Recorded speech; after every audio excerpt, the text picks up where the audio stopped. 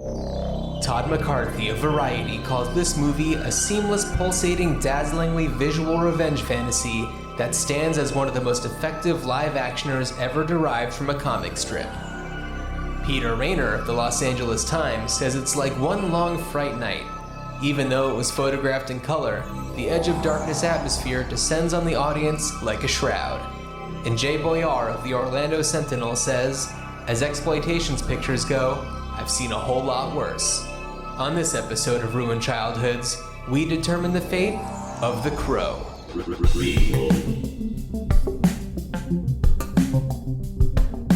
Sequel. Reboot. Which one will it be? It's the Ruined Childhoods podcast. Greetings, Starfighters! It's time for Ruined Childhoods, where my brother John and I come and ruin your childhood, or actually talk about how Hollywood could best avoid ruining your childhood. So, my name's Dan. Hey, and I'm John. John. We don't want to ruin anybody's childhoods. No. FYI. No. The opposite. Yeah. So, Dan, before you're holding your finger up, like you want to say something. I got to say something too. What's up? Go ahead. Oh, so I'll start, because my story has to do with the Greetings Starfighter phrase. Does yours too? No, mine has to do with the last episode, but you go ahead. Oh, okay. Yeah. So the other day, and it must have been not long after we recorded the last episode, I was going outside, going out to try out the new lawnmower.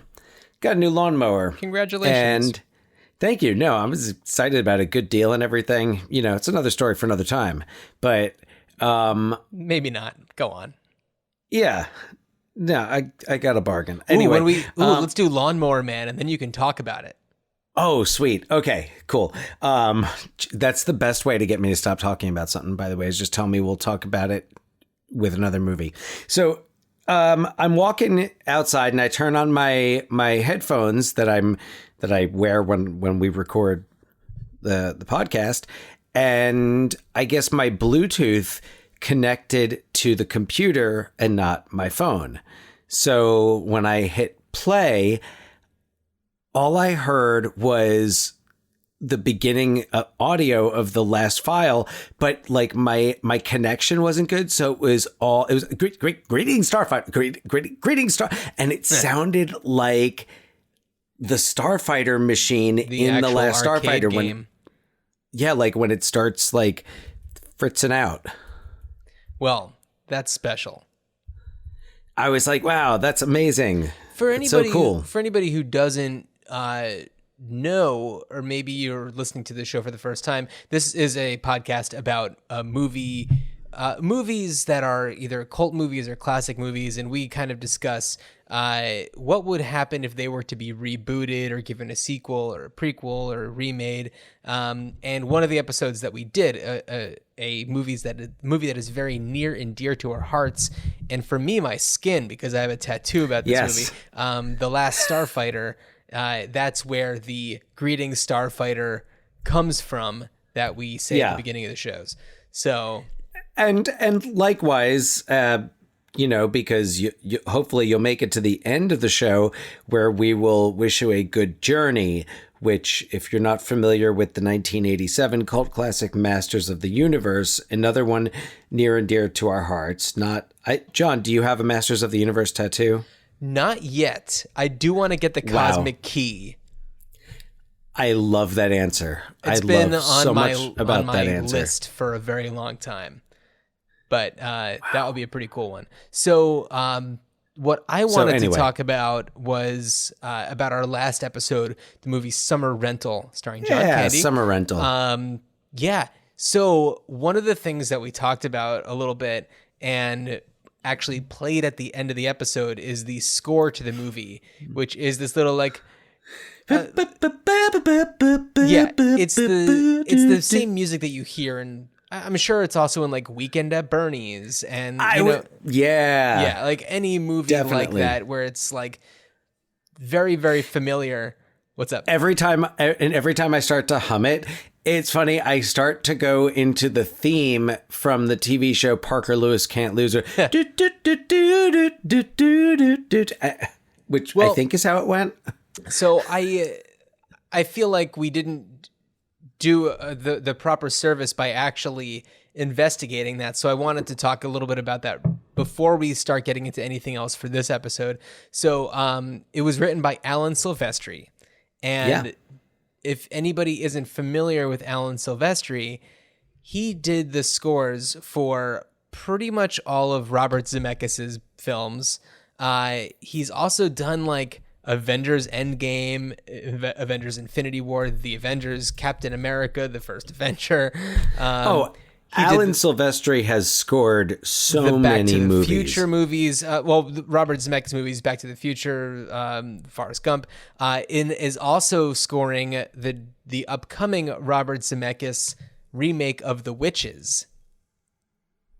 Oh, I heard about that. Just to tie it into what we do on the show. I would, or a readaptation if he's going back to the source material. Right.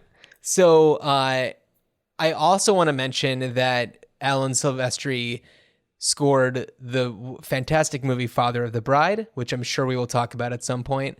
A movie. Oh, he scored The Long Kiss Goodnight. That's true. He also did Fantastic. a movie that, Dan, this is going to send us into a bit of a long discussion. A movie called Tiger Man. And this movie, Tiger Man, has nothing to do with the Tiger Man that Dan and I are borderline obsessed with. One time when I was living in Philadelphia, Dan came to visit, and we happened to be watching this public access channel in search of this show called Grand Hank, which is this guy who teaches science to kids, but it's all very like urban. Like there's a graffiti backdrop, and it's got this kind of hip hop theme to it. And Grand Hank wasn't on, but there was this program on about this guy, Tiger Man, who basically goes to different schools and teaches anti-bullying messages. And his slogan is RAH, R-A-H, reject all hate.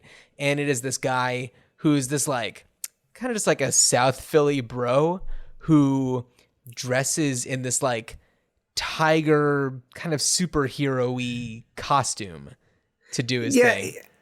Yeah, he kind of, and like he's got this wig on where he kind of looks like the Predator.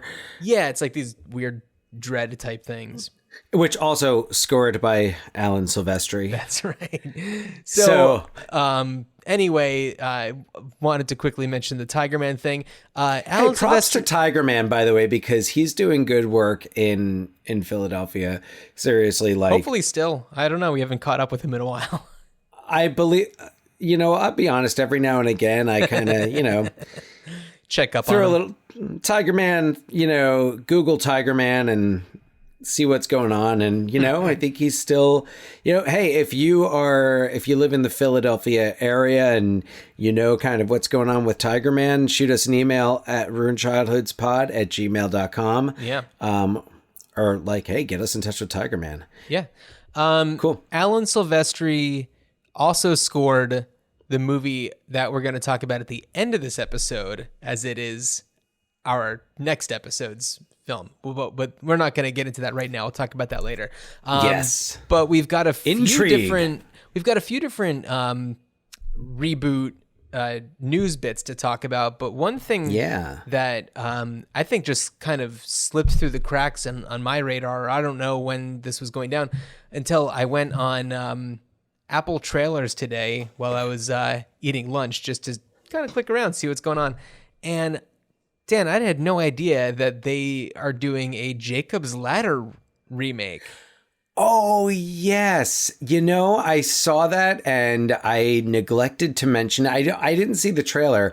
I just saw, every now and again when I look at like upcoming releases, I happened to see that and I was like, is that like, that's a remake of the Adrian Lyne, Tim Robbins classic? Yeah. So I watched the trailer and it's a guy who comes back from war, and it's a PTSD guy who sees demons, and this one seems to be a little bit different. I think that there's an element of like his brother died, but then his brother's back, and there's just all of this different new element with a brother.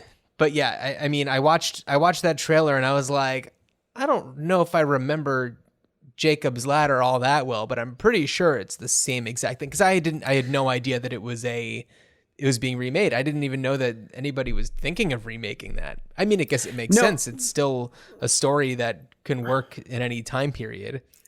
It can, but man, and I watched the last time I watched Jacob's Ladder, it was definitely within the last, if not 5 years, definitely within the last like 7 years. I rewatched Jacob's Ladder, and I think it's a pretty powerful film. It messes with your head. It's not easy to shake. It was like I had to watch it in the afternoon. It was one of those where I'm like, I'm not going to watch. I need a palate cleanser after this. I need I don't know. I need to watch like The Naked Gun after I watch this. Right. So or something with Tim Robbins that is like the Hudsucker Proxy. There you go. Yeah. Oh, I love that movie. So, I mean, and Jacob's Ladder is co-stars Danny Aiello, lovely gentleman who I had the opportunity to work with once as a production assistant. Right. And but the style of it is so, and I think, and this is actually, it's a topic that I've been, doing some thinking about, and actually the Crow made me think about this, is that Jacob's Ladder benefits so much from being shot on film, because it puts you in this misty, dreamlike world, and especially because it's not like that clean film. It's that like I think the movie came out in 1990, and so, Adrian Lyne, whatever, he tends to light his films pretty, I would say, darkly. He uses shadow, if I remember correctly. And I feel like that movie also has a very like Terry Gilliam vibe to it. Just a lot of like bizarre angles and... I don't know. At least that's the impression. And the makeup, reminded me a lot of like Brazil. It's a Terry. If Terry. So if you think of some of Terry Gilliam's trippier movies as like good trips, Jacob's Ladder is a bad trip. Oh yeah. Yeah. Freaking out, man. Yeah. No. I mean, yeah. It's a pretty messed up movie, but I think really like brilliant and kind of an overlooked classic, because it's not the easiest to watch. It's not something I would recommend to everybody. Right. Well, if you're listening to this podcast, you probably like it. That's enough Jacob's Ladder talk. So Disney Plus is planning to reboot Home Alone and the Night at the Museum series. That's another thing that's happening. Are they rebooting? John, what do you know about this? Not much. Do you know, is this movies, series? I feel like I think that it's supposed to be series. I think. I don't know. It's all very new information. Like Diary of a Wimpy Kid, I could see and I guess these are all properties that they got from Fox. Yeah. Well, Night at the Museum, I could see being a series. I was going to say Night of the Museum would be a fun series. I feel like there could be like, something in each, it could be something where in each episode there's it would be a fun like kids series. Like there's a historical problem to solve, and whatever Ben Stiller's character, or whoever the guy is, the security guard is now, he's got to solve this. It could almost be like a Where in the World is Carmen Sandiego, and you have to find clues using your friends in the museum. I don't know. I guess we'll just have to wait and see. That's what I would do. I do have to say though, like looking at and seeing how Disney is really like kind of they're really like going through the Fox properties and like doing whatever they can with what they have. Yeah. I had this vision of walking down Main Street, USA in Disneyland and passing the characters and like, oh, look, there's a predator.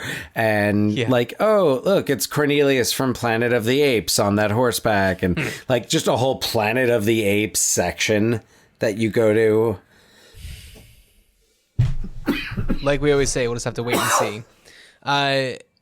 The one other bit of reboot, well, I guess not reboot, it's sequel information. Coming to America, the number 2, Yes, has signed on Wesley Snipes to join Eddie Murphy and Arsenio Hall. do we know who Wesley Snipes is playing? I don't believe so, but I mean, it's a sequel, so I'm pretty sure it's a sequel, right? What I'm oh man, I'm like armchair whatever writing. What if Wesley Snipes? What if they almost like parodied Black Panther and like Prince Akeem comes back to like reclaim the throne, but then like his half brother. Who had left what's the name of the country in Coming to America? It's not Wakanda. I'm drawing a blank. No, but like what if Wesley Snipes plays the half brother who comes back? I don't think that's what they'll do, but if that's what they do, you heard it here first. I mean, every time they cast an actor, we know it's one less character that Eddie Murphy will be playing in or some Arsenio type Hall. Of disguise. Yeah, or Arsenio Hall. And John, one more thing to note is that the upcoming Addams Family reboot has a new trailer out. I saw that it was there. I haven't watched it.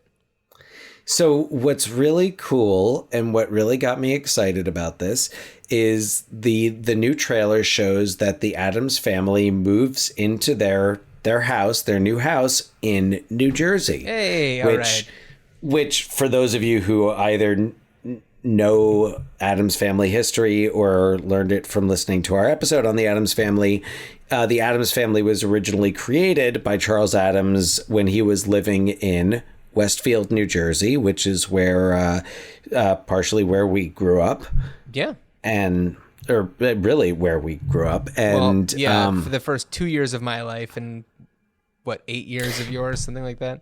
Well, yeah, and then we moved one town over. Right. So Same yeah. thing. Anyway, so we and I don't know. I doubt that they like actually moved to Westfield, but I'll be interested to see how much. Just from like watching it, I was like, that does kind of look like. I mean, it like downtown Westfield can look like a lot of downtown, suburban downtowns. So, but I was like, oh, that's really cool. I felt like that was the first time that an Addams Family show acknowledged those roots. Yeah. That's interesting. So I thought that was cool. You hear a little bit more of Oscar Isaac's take on it, which is cool because he really goes much further with the accent than Raul Julia did or John Astin, who they really didn't do accents. They did their Raul thing. Julia a little bit. Yeah. But I like, Oscar Isaac is kind of doing his own thing with it. And I think it's hard to shake, Angelica Houston and Raul Julia, but they were just so great. We don't have to keep talking about this. We've talked about it plenty on our Addams Family episode, but man, they were so good. Anyway, so that's exciting. I thought that was a nice trailer. Speaking about creepy and kooky and spooky and ooky, let's talk about The Crow. Yeah, let's talk about The Crow. Yeah. So this was my first time watching The Crow, and I know that there were many sequels. One of them that had, I think, Kirsten Dunst in it. Crow Salvation. That which was is like the fourth one or something. It's the third one. I haven't seen it, and I forget. I think Eric maybe is the Crow in that one. Yeah. So, okay. this is the plot of the movie The Crow. There is a mystical crow that can raise a body from the grave to seek vengeance after their murder. If something so heinous is done to them, if something so awful is done, the crow does not take them to the afterlife or just to the land of the dead. The crow lets them come back to handle their business. Yeah. So in this case, Eric, who is the person who is brought back by the crow, he is killed by this kind of like mob-esque street gang of gutter punks that are controlled. They're controlled by this, I don't know. It's kind of like a mob bossy kind of person. I think he owns the property, the building that he lived in, and like owns a lot of properties around whatever city this is supposed to take place in. And, Detroit. That's right. That's right. Because they do mention Motor City. So yeah, it's Detroit. This guy owns a bunch of property there and has these Interestingly, thugs, because he made a complaint about the building or something. Well, his wife, Fiance. His wife was, fiance. His fiance was kind of the head of the board of the HOA. Stay out of our building. Yeah. So, and I'm drawing a blank on the villain's name, but the actor who plays him is Michael Wincott, who from 1991 to like 1996, his name is Top Dollar. Oh, Top Dollar, right. Yeah, and it's funny, I don't have it with me, but I was reading the graphic novel because I'd seen the movie several times and had never read the comic or read the graphic novel. So I wanted to kind of see the source material and see what, like how close is this adaptation and what, kind of what does the better job storytelling, I guess, so to speak. So, and I can fill you in a little bit on the sequels after. I figured let's talk about the original, but I did a little research on the sequels and watched a little bit of the second one, Crow City of Angels. Yeah. So anyway, Eric is engaged to Shelley, who is the other person who gets killed. She also gets very violently raped and essentially tortured by this gang. Eric gets shot and then eventually falls out of the window of this building and plummets to his death. And and that is the scene when Brandon Lee, who plays Eric Draven, was shot. Yes. By an empty shell that was left in the barrel of the prop gun. Yeah. It's an interesting story. We won't go into all the details, but it's worth you can look into it. See. But that's what this movie is probably most famous for, I'd say. And it's so okay. The plot of the movie, right? So what's interesting is that it's 1 year later because it happens on Devil's Night, the night before Halloween, and I guess a year has gone by. His body has not decayed even a little bit. And the crow has decided now's a good time to get this guy back up here. And there is this child who is friends with Shelley and Eric and has kind of become friends with Ernie Hudson's character, who's the cop, who used to be a detective but then has been downgraded to a uniformed officer. Officer Albrecht. Albrecht, right. And she is the daughter of this junkie woman who is in with that gang that killed them. They're kind of like, I guess if you're going to make a comparison to another fictional Detroit gang, it's almost kind of like the RoboCop, the gang in RoboCop. Yeah, kind of. Boddicker's gang, kind of, but like younger and on different drugs. Oh yeah, and they like to listen to Stone Temple Pilots. Yes, yeah. Well, and John, there's a lot when I'm still curious to hear your thoughts on the movie and your summary of the plot, but I'm going to go into a deep nostalgia dive with this. Oh, of course. Right. Yeah. So anyway, this crow brings back Eric, who goes through his kind of realization and dealing with everything that happened, sees a clown mask on a wall and decides, I'm going to paint my face that way, and just kind of goes around and one by one picking off all of the goons. What's up? I should interject. It's more of a Harlequin for those who aren't familiar with it. Which anyway, Fine. It's more not quite like a Bozo the Clown or Jocko the Clown, if you will.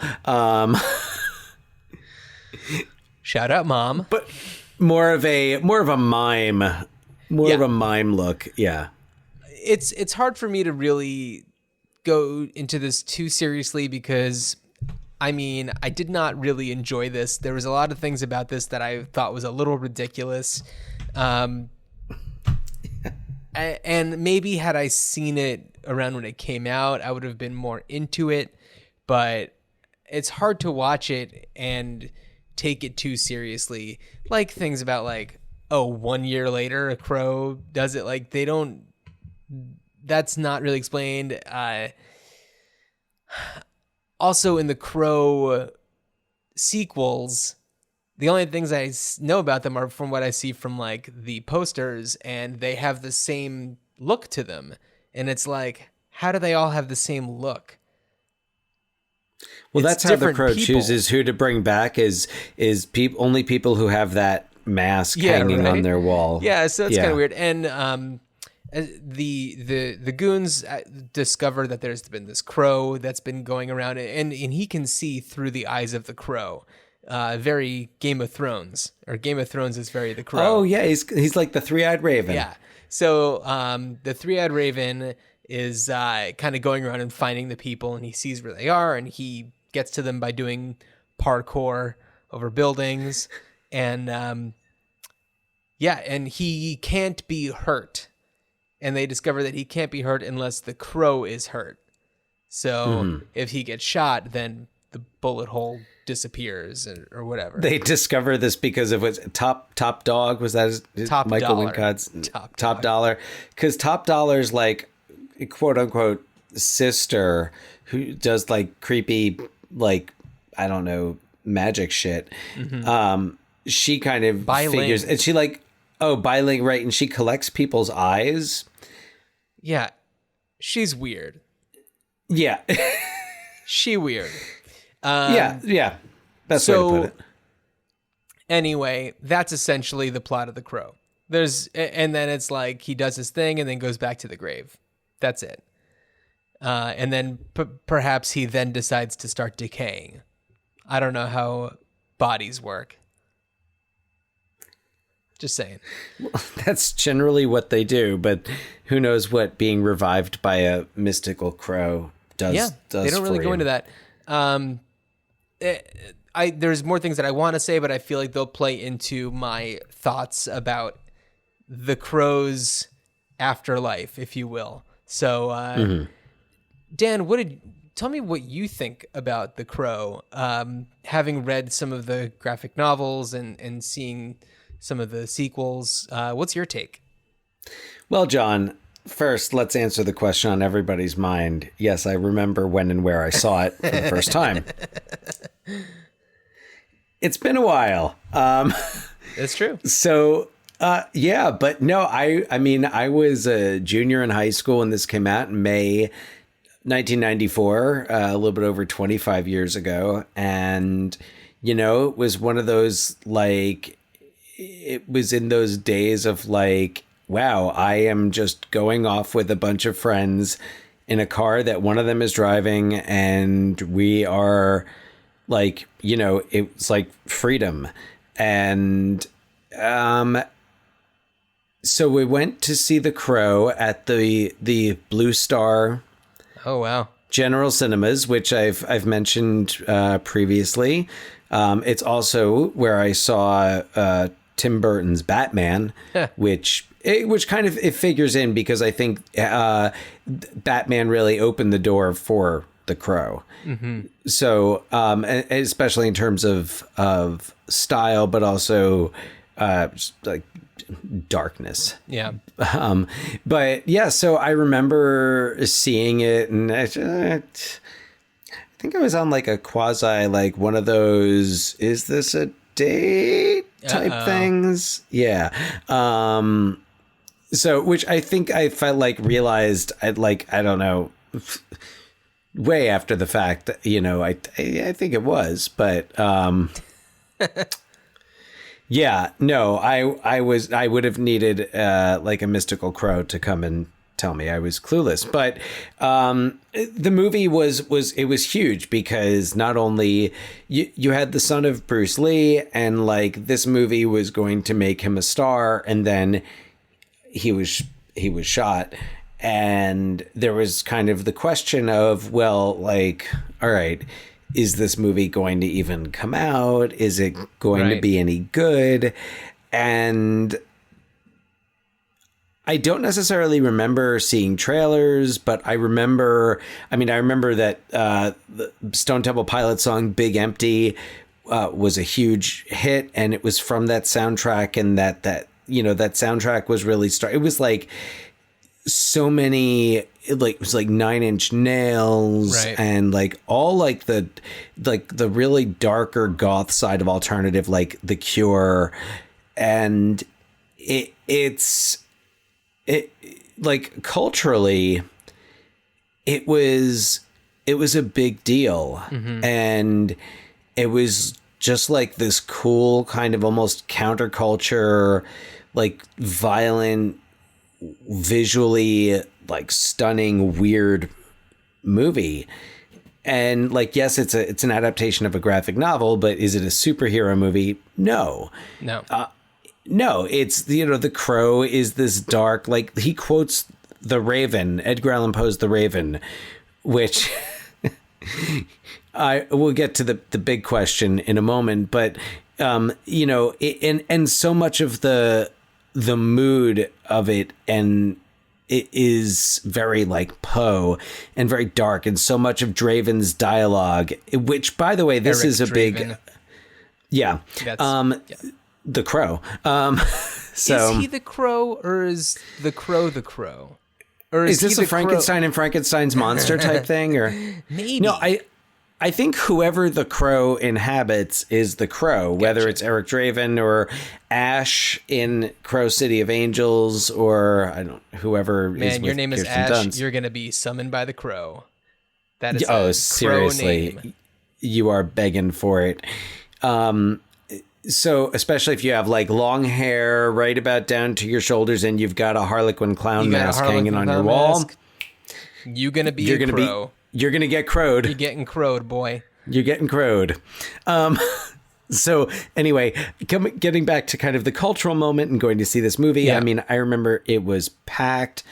Movie theater was packed, and it was like, it was like one of those things that I personally haven't experienced in quite some time at a movie theater, where just like the whole audience is like, as like it's a hive mind, and like we're all really hyped. And like it was either that first Friday or Saturday night that it was out, and like then it starts, and you see like, you know, Brandon Lee come, and everyone knew like what scene it was that he was shot during, and it, you know, at the time it was just a really cool movie, and it was cool to like, I remember like really liking it. And I remember, and of course, like I view violence differently now. Like I was trying to watch it the other day amid, you know, reports of shootings in America. And it was, you know, I turned it off. I kind of was like, you know, yeah, I think I, you know, remember the movie well enough to talk about it, but it was hard to watch because he's just, it's not like the Crow is just using his, like, martial arts. Right. Like he's like, there's a lot of shooting in this, and I think I'm becoming a little desensitized to that. Yeah. I haven't yet seen John Wick Chapter 3, but I keep on putting it off because there keeps on being these shootings where I'm just like, I don't think I can watch a gun-heavy movie right now. It's not entertainment, and like.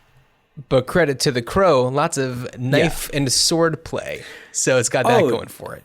Well, definitely, and I thought the action was great in The Crow, and the visuals, and this is where it comes to that idea of like film and shooting on film. This was not a high budget movie. I'm not quite sure exactly what the budget was, but this was not a big budget movie. It was released by Miramax, I think under the Dimension label. Mm-hmm. And that feels right. And like you can tell watching it, like there's a lot of use of models and stuff, but like Alex Proyas, the director, I believe he's Australian, the director who made the film, I think finds a way to take that aspect of it and make it a part of this world that he creates. And and it's not quite like a comic. Like, I think originally they wanted to make it in black and white, right, and make it look much more like the comic book. And I picture kind of a Sin City type look. And it's like, hey, that might be a cool way to go about it if they were ever going to like do a re-adaptation of it. But he uses color very well, and especially like fire and the image of when Brandon Lee and Eric Draven leaves the Crow and gasoline and lights the match, and it just flames up the image of the Crow. Mm-hmm. Another skillful thing I think that they did. So I'd like to talk a little bit, actually, and to talk about Alex Proyas. He made another film, 1998, called Dark City. Have you seen that one, John? Dark City's great. Yeah. Dark City is really awesome. And after that, Alex Proyas, he did made a Nicolas Cage flick called Knowing, and oh man, I feel like I'm forgetting. There was another one that he did. But Dark City is really a masterpiece. If you haven't seen it, check it out. It's really good. Yeah. But that's another, but like the style is, I don't think that he would have achieved that had he not been shooting on film and lighting for film and using models and actually the opening sequence, which is kind of flying through Detroit, where you eventually land in their apartment, it actually reminded me a lot of the beginning of Dick Tracy, where it just like feels very comic booky and very, noir-y. I mean, in this one, it's a little bit different because you have like buildings that are on fire. It's like, what is going on in Detroit? And you've got the Graham Revell score of like the rather than the like, yes. As much as I love Danny Elfman, he wouldn't have fit. But also, go on. I just wanted to touch on kind of some of what I noticed between the graphic novel and the and just to comment also on the graphic novel. And I was reading it and I looked at some images. I'll show you. I took some pictures here, so I'm showing John. I'll post some of these on our Instagram so you can see the comparison. So I'm looking at like some of the drawings here and some of the the animation, and you know what it really kind of reminded me of? What's that? Was the animation from the Aha video Take On Me. Very much so, yeah.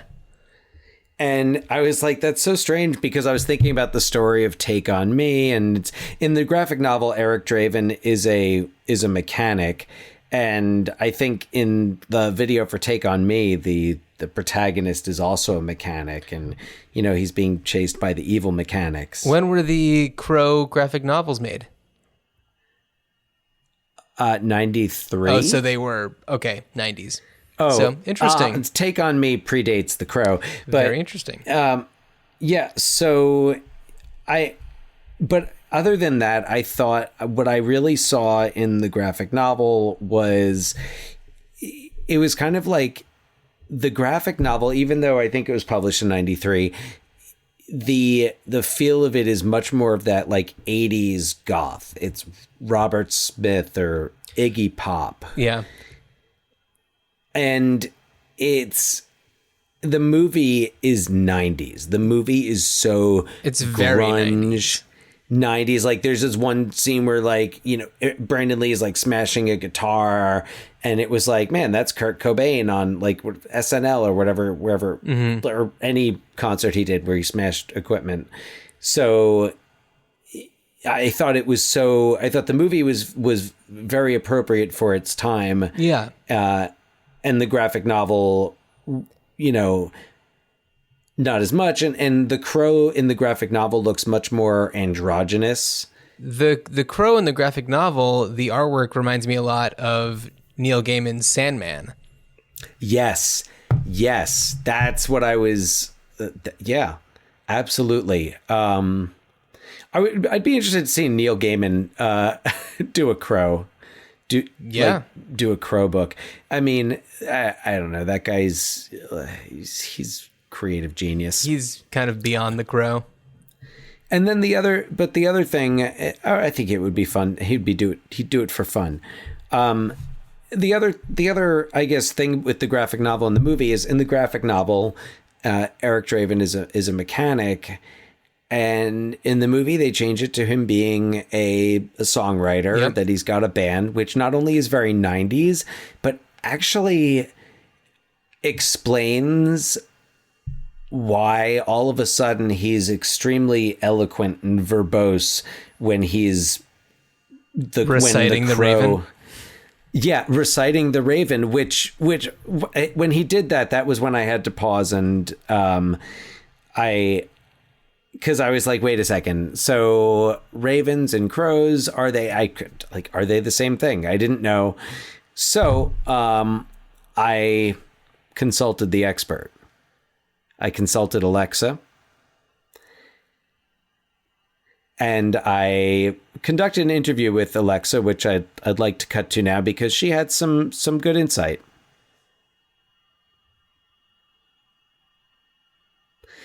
And according to Alexa, crows and ravens are very similar. There are some difference in their migration patterns, their flocking, if you will, and some slight physical differences. I think that there's a beak difference. There's a beak difference, yes. But it's really, there, at least from Alexa's tone in how she explained this to me, there was very minimal difference between a crow and a raven. So I think we can kind of let them off the hook. Also, the theme of the raven is kind of that, you know, has someone returned from the dead.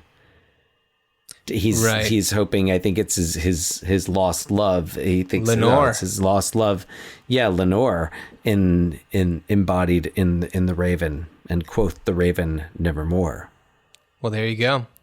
And quoth Neil Gaiman, neverwhere. Excellent book. Oh, well done.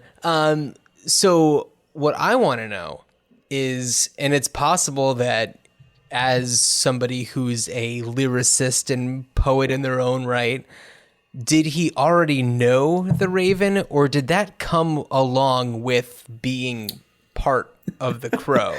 Is that like the Crow just like knows the Raven, and when you Free are downloadable content. yeah, when you are embodied by that Crow, like you just know it? Well, it's funny. One of my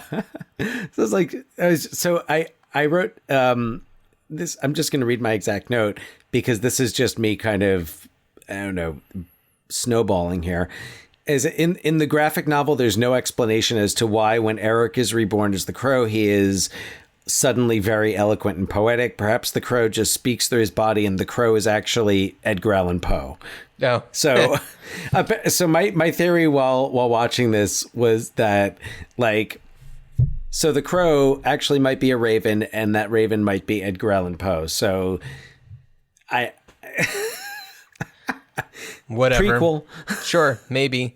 Well, then, yeah, I mean, along those lines, what would you do with the Crow? So I think that it's kind of so. Basically, one of the reasons why none of the sequels featured the character of Eric Draven was there's a lot of respect for the memory and legacy of Brandon Lee. James O'Barr, the creator of The Crow, became very close friends with Brandon Lee, and in general, anyone who's worked creatively on the property has been respectful of that. So that said,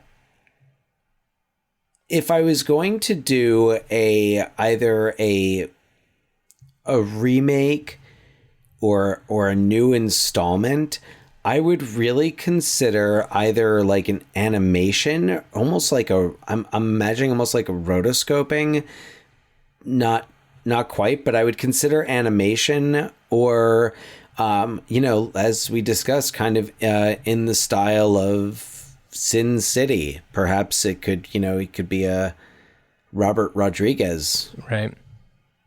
I could see, I mean, I don't know kind of, where he's at these days as far as his work goes. Didn't he just do that Alita Battle Angel? Was that him? Yeah, I believe so. Yeah. So, which I hear is pretty good. That's what I've heard. Yeah. So, I mean, and I think, Rodriguez can handle this kind of action. I would definitely tone down the guns.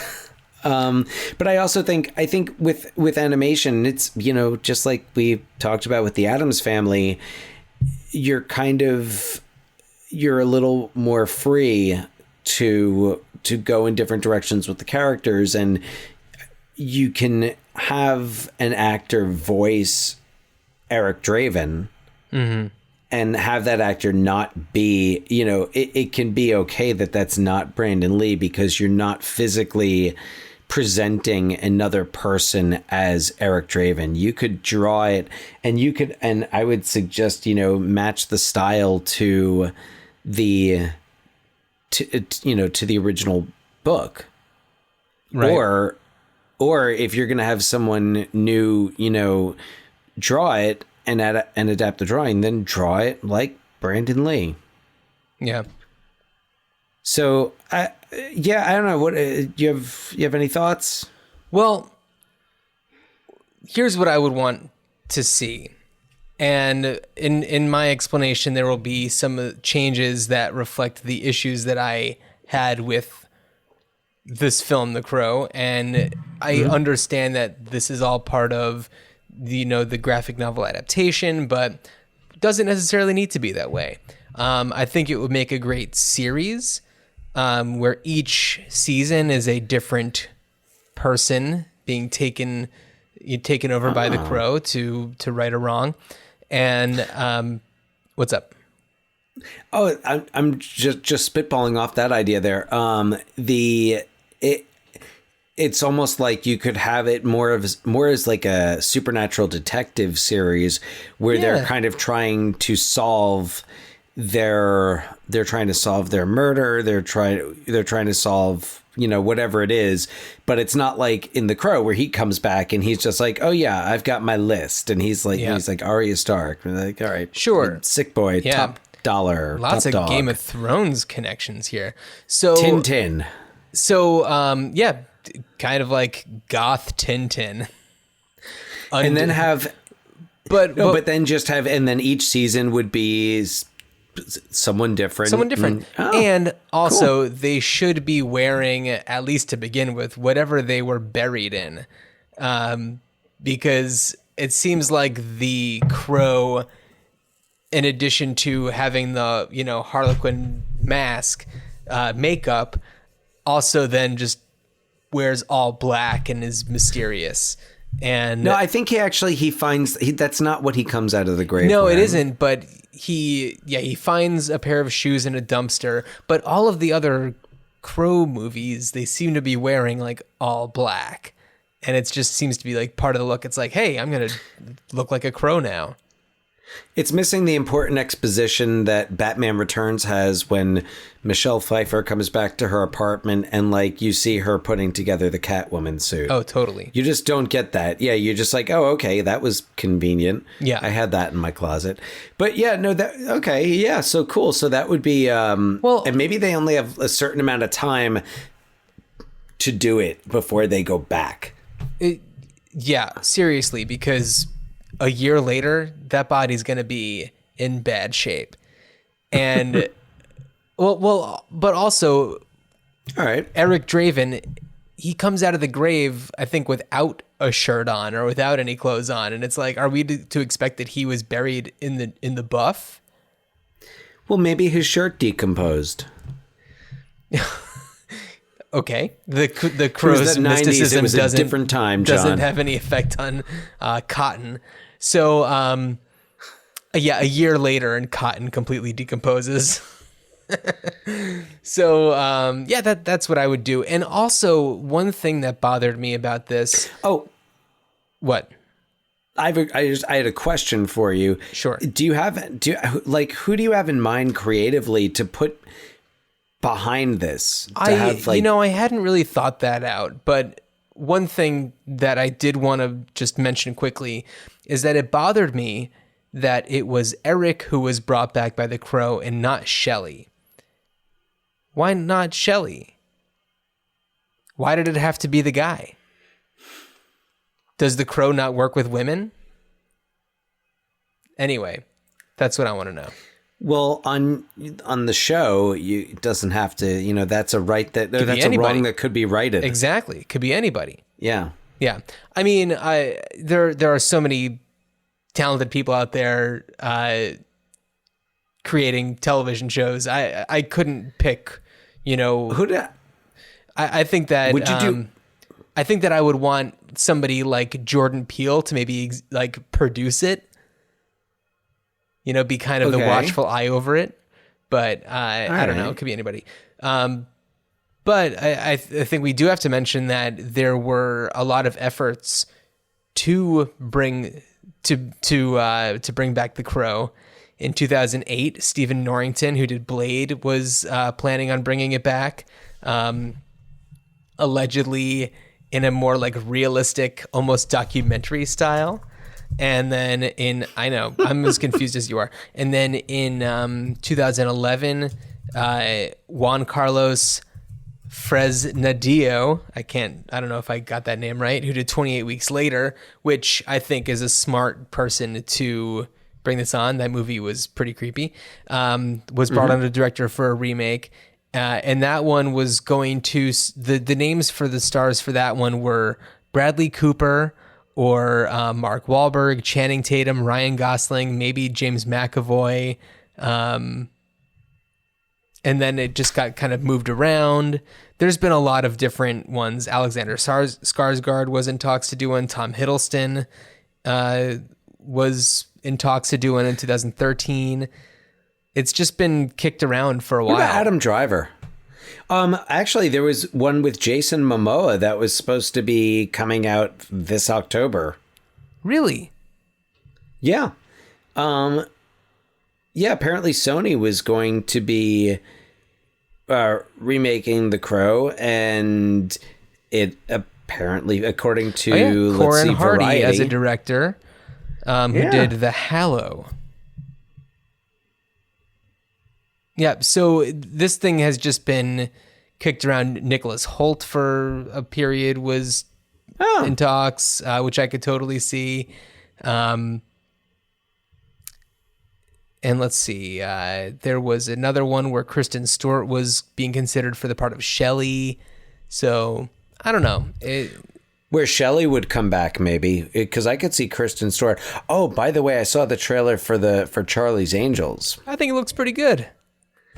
Exactly, yeah. And I have to say, I'm not one who normally finds Kristen Stewart very likable, but I think this role for her, like, really, I don't know, she's very charismatic in this role. Oh, I think she's pretty great. Did you see Runaways? Is that the one? Joan Jett? Mm-hmm. Yes, she was very pretty good great in that. I don't know, she's pretty good. Yeah. I like her. Yes. Okay, so yeah, I mean, I would be fine if they kind of let The Crow be. Though I have to say, I like your kind of anthology series idea, or I guess not an anthology series, but just a series. You know, it seems to make sense. I don't know. It's because it's the kind of thing where it doesn't matter. It's not going to be the same person every time. It's going to be whomever the Crow decides is worthy. You get to go to different locations. There's a lot of switch things up. A lot of shows are doing that now. True Detective, Fargo, right? All shows that kind of take the same concept but apply it to totally different characters and settings. Yeah, and you can do it in storylines. any time period.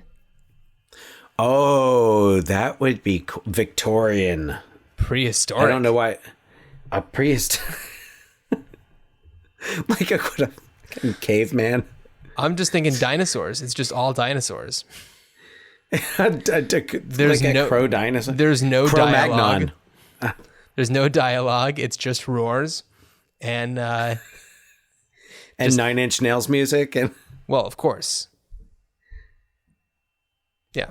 All right. So anyway, that's what I got. Well, for the John. Crow. All right. Now, earlier in the episode, we mentioned that we were going to be, and by the way, I don't think we mentioned what our kind of deal next week is. It's exciting. It's a first for us. Yeah, we did talk about it a little bit, but we're going on a family vacation. For anybody who's new to the show or doesn't know us, Dan and I are brothers, and we're going on a vacation with our family to celebrate our mother, the aforementioned Jocko the Clown, our mother's 70th birthday. So I can't let Chloe hear that. She'll never.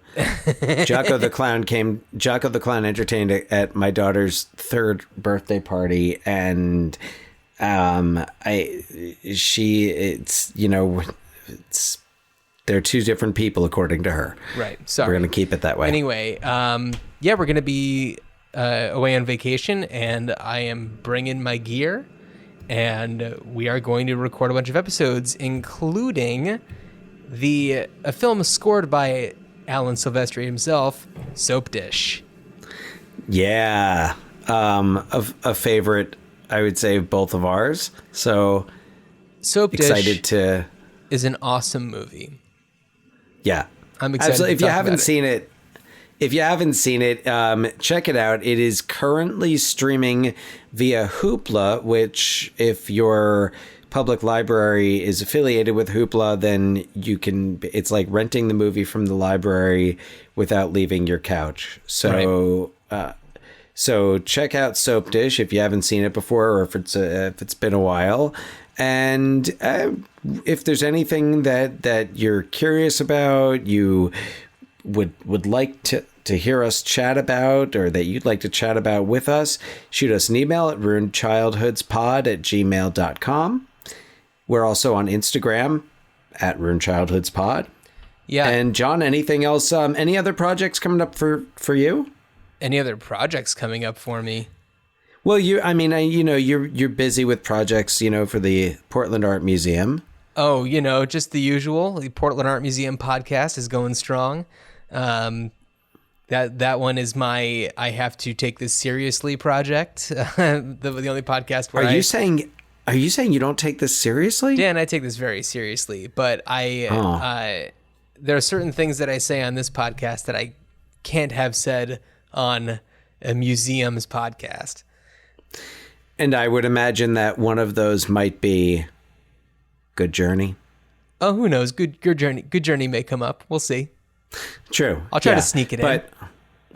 Yeah, I mean, you could be referencing something. You could say, oh, yes, they had a good journey west. You'll just have to wait and see. Subscribe. Pioneers.